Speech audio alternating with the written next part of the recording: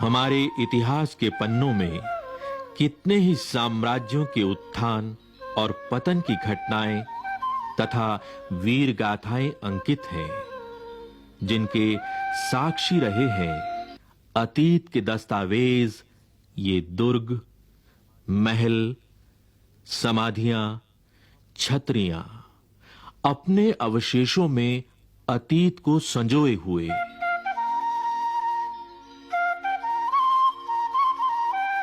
कौन थे वे लोग? कैसा था उस समय का जीवन? यह जानने के लिए आइए पलटें अतीत के पन्नों को। 15वीं शताब्दी का समय। भारत में अनेक छोटे बड़े राज्य थे। उनमें से एक था मेवाड़। मेवाड़, जो उस समय राजपूताना के एक प्रमुख राज्य के रूप में उभरा था। यह वह काल था जब भारत में मुगलों का शासन बढ़ता चला जा रहा था। अनेक राज्य मुगलों की अधीनता स्वीकार कर चुके थे। इधर उत्तर भारत में राजपूत एक प्रमुख शक्ति थे।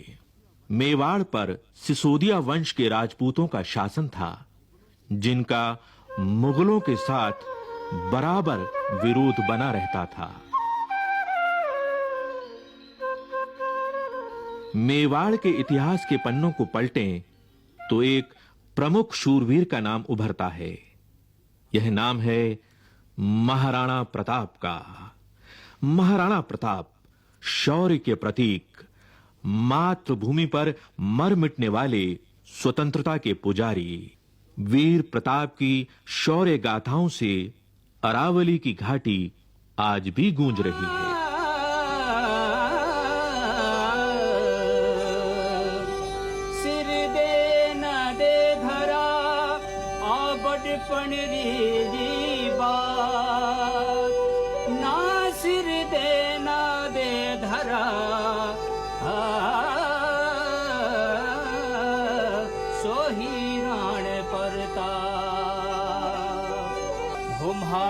मेवाड़ी सिरदार नील घोड़ारा अश्वार राणा, सुने तो जय जय रे मारा। मेवाड़ी सिरदार नील घोड़ारा अश्वार राणा, सुने तो जय जय रे, सुने तो जय जय रे। मेवाड़ी राणा, सुने तो जय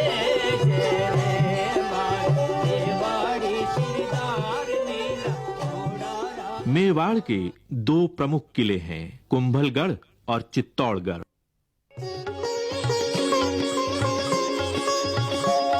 15वीं और 16वीं शताब्दी में मेवाड़ के राणा कुंभा और राणा सांगा ने मेवाड़ की कीर्ति को शिखर तक पहुंचाया। उन्हीं के वंशज महाराणा प्रताप का जन्म 9 मई 1540 को कुंभलगढ़ के किले में हुआ। यहीं इसी स्थान पर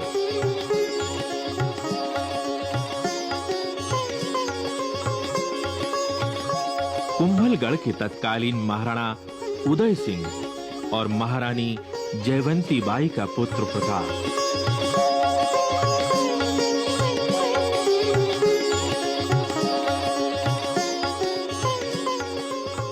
मेवाड़ का उत्तराधिकारी, प्रजा का दुलारा, भीलों की देखरेख में पला बड़ा, जिसे प्यार से वे कूका कहते थे। मेवाड़ का भावी महाराणा वनवासियों के साथ बेहद प्रसन्न रहता।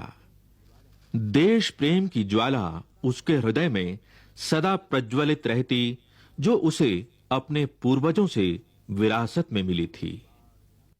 मेवाड़ सदा से ही मुगलों की आंख की किरकिरी रहा और युद्ध होते रहे।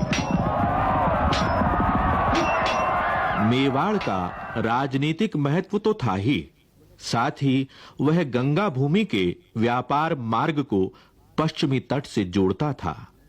अतः मेवाड़ को अपने अधीन करना मुगल शासकों के लिए जरूरी हो गया था।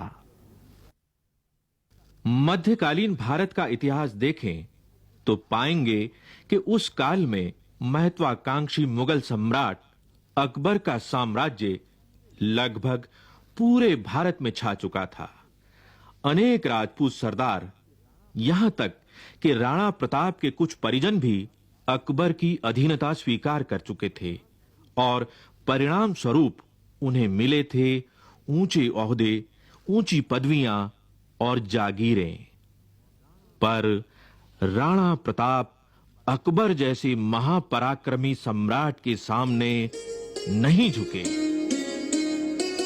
कहा जाता है कि 28 फरवरी सन 1572 को होली के दिन प्रताप का गोगुंदा के किले में राज्याभिषेक हुआ।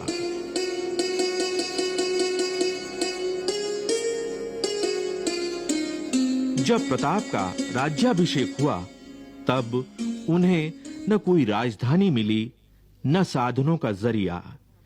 वे बहुत कम साधनों से ही मुगल सम्राट से जूझते रहे। प्रताप ने हर संकट को चुनौती समझा और इससे उनके संकल्प और अधिक मजबूत होते गए। अकबर ने राणा प्रताप को यह समझाने के लिए कि वह उनकी अधीनता स्वीकार कर लें, अनेक दूत भेजे, पर राणा स्वाभिमानी थे, देशभक्त थे, वे नहीं माने। उनका राजसी वैभव छूट गया, किंतु कठिन से कठिन परिस्थितियों में भी राणा प्रताप ने अकबर की अधीनता को स्वीकार नहीं किया। चमकी मेवाड़ी तलवार बैजा कोडारा पर नाल राणा। जैसी उनकी पैनी तलवार थी, वैसा ही चौकन्ना था राणा प्रताप का प्रिय घोड़ा चेतक। राणा सुनता जा जो देवा, मेवाड़ी श्रृंगार नील घोडारा असवार राणा सुनता जा जो दे। यदि मेवाड़ की भौगोलिक स्थिति को देखें तो पाएंगे कि इसका अधिकांश भाग पथरीला और पहाड़ी है। आसपास जंगल हैं और जनजातियों की बस्तियां हैं।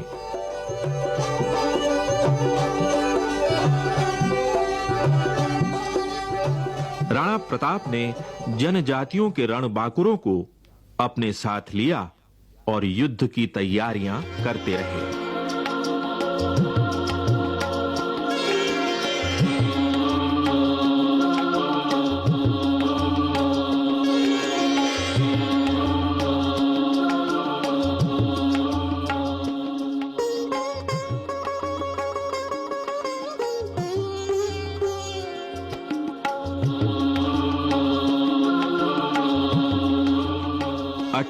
जून सन 1576 ईस्वी को अकबर की सेना और महाराणा प्रताप के बीच इतिहास प्रसिद्ध हल्दी घाटी का युद्ध हुआ।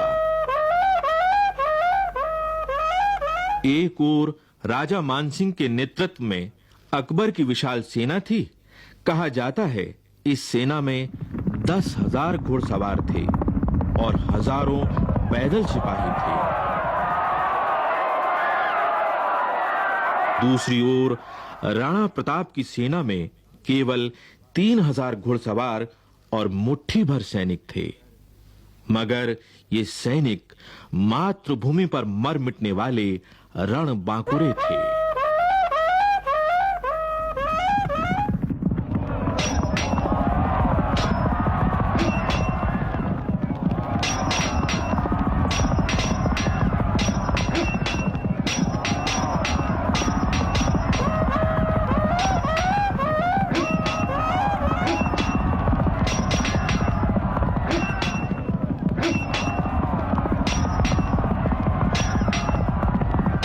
यही वह विश्व प्रसिद्ध हल्दी घाटी है जहाँ से होकर प्रताप की सेनाओं ने इस घाटी को पार करके उस पार खमनोर के समीप खड़ी मुगल सेनाओं से संघर्ष किया था। इस घाटी की विशेषता यह है कि इस घाटी के जो मिट्टी है उसका रंग पीलापन लिए हुए है, इसीलिए हल्दी के समान रंग वाली मिट्टी का होने के कारण इसको हल्दी घाटी कहा जाता है। ये बहुत ही तंग दर्रा है जिसमें से होकर प्रताप की सेनाओं ने आगे बढ़ करके मुगलों की सेनाओं का विरोध किया था। ये रक्त तलाई है। रक्त तलाई का अर्थ है कि जहाँ पर खून की तलाई भर गई थी, खून का तालाब बन गया था। आपको विदित है कि इस ओर हल्दी घाटी है। हल्दी घाटी का जो मुंह है वो लगभग यहाँ से 1.5 किलोमीटर दूर है। इसी तरफ बाईं ओर मुगलों की सेनाओं का पड़ाव था। ये जिस ओर आप अभी ये बम्बूल के पेड़ हैं, इन पेड़ों के पीछे उस जमाने में केवल सीधा मैदान था और उस मैदान की जो सीमा है वो आगे बनास नदी से मिलती है। जो मुगलों की जो सेनाएं थी वो उस बनास नदी के किनारे से इस प्रदेश से, इस भाग से बढ़ती बढ़ती इस स्थान तक आई थी। मुगलों की सेनाएं हल्दी घाटी के मुंह तक पहुंची थी। प्रताप की सेनाओं ने उनको खदेड़ते खदेड़ते लगभग 1.5 किलोमीटर तक यहाँ ले आए। यही वह स्थान है जहाँ पर मुगल सेना के सेनापति मान सिंह के हाथी पर प्रताप ने अपने घोड़े पर छलांग लगाई थी और यही वह स्थल है जहाँ पर चेटक का पिछला पैर हाथी की सूंड में बंधी तलवार के कारण कट गया था। यही वह स्थल है जहाँ पर हकीम खां सूर ने प्रताप को सलाह दी थी कि वो पीछे लौट जाए क्योंकि उसके प्राण संकट में थे। यही वह स्थान है जहाँ पर इसके साथ चलने वाले वीरों ने अपना बलिदान दिया था। झालामान ने अपने सर पर छत्र रख करके ये कहना प्रारंभ किया कि महाराणा प्रताप मैं हूँ, और इस प्रकार भयंकर अंतिम युद्ध की जो परिणति है वो यहाँ पर खून की सरिता के रूप में हुई थी। यहाँ पर एक वीर विशेष का भी मैं नाम लेना चाहूँगा, वीरवर पूंजा, जिसके कि साथी लोग इन पहाड़ियों के अंदर, पीछे की ओर की पहाड़ियों के अंदर थे। उन्होंने पीछे से पत्थर बरसाने प्रारंभ किए थे और यहाँ पर एक वीर जो कि इस ओर इस छतरी की तरफ मैं इशारा कर रहा हूँ, ये राम सिंह तंवर की है जो ग्वालियर का महाराजा था और वो भी इस लड़ाई में अपने पुत्रों के साथ मौजूद था और यहाँ पर अब लड़ता हुआ मारा गया। और ये वह मध्य स्थल था जहाँ पर भयंकर युद्ध हुआ। यहाँ पर लाशें पट गई और चारों ओर से घमासान होने लगा। हल्दी घाटी का युद्ध एक दिन में ही समाप्त हो गया। राणा प्रताप के हाथ से गोगुंदा का किला और कुंभलगढ़ निकल गया, लेकिन प्रताप का मस्तक नहीं झुका। हल्दी घाटी युद्ध समाप्त हो जाने पर भी महाराणा प्रताप का संघर्ष जीवन भर चलता रहा। पराजित हो जाने पर भी अरावली की घाटी गूंज उठी प्रताप की कीर्ति और पराक्रम की गाथा से। प्रताप की यशोगाथा मेवाड़ तक ही सीमित नहीं रही, बल्कि समूचे देश में फैल गई।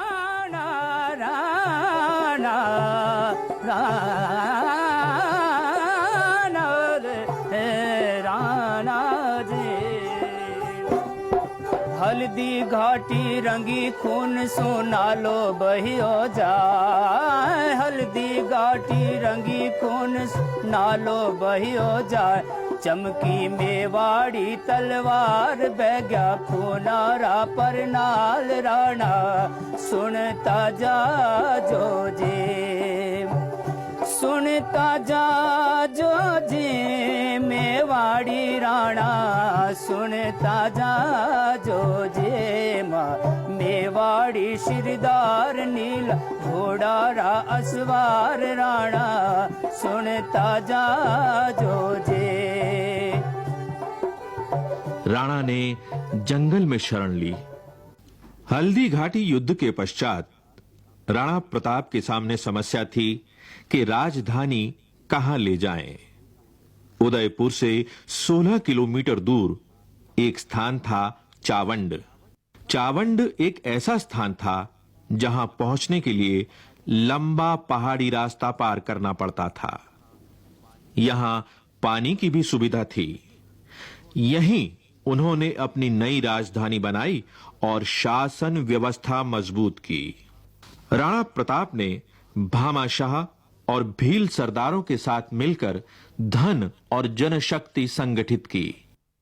राणा प्रताप ने छापा मार युद्ध जारी रखा।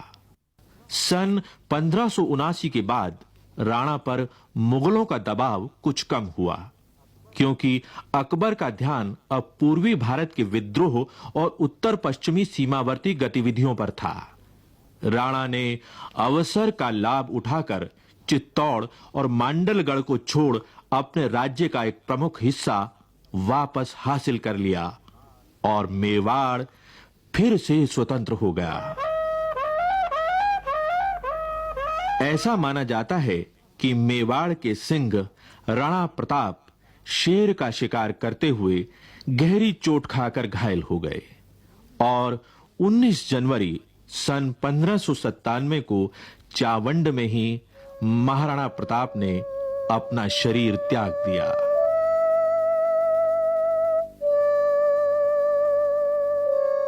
महाराणा प्रताप ने ऐसे ऊंचे आदर्शों को स्थापित किया जो देश और काल की सीमा से परे मातृभूमि प्रेम और स्वाभिमान को निरंतर प्रेरणा देता रहा है और देता रहेगा।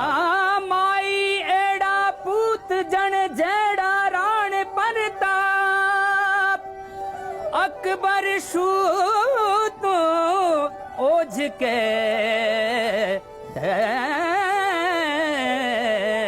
जान शिराण साहब हमारा मेवाड़ी सिरदार लील घोड़ेरा अश्वार राणा सुन तो जाए जो जे मारा मेवाड़ी सिरदार नीला घोड़ेरा अश्वार राणा सुनता जाए जो जी सुनता जा जो जी मेवाड़ी राणा सुनता जा।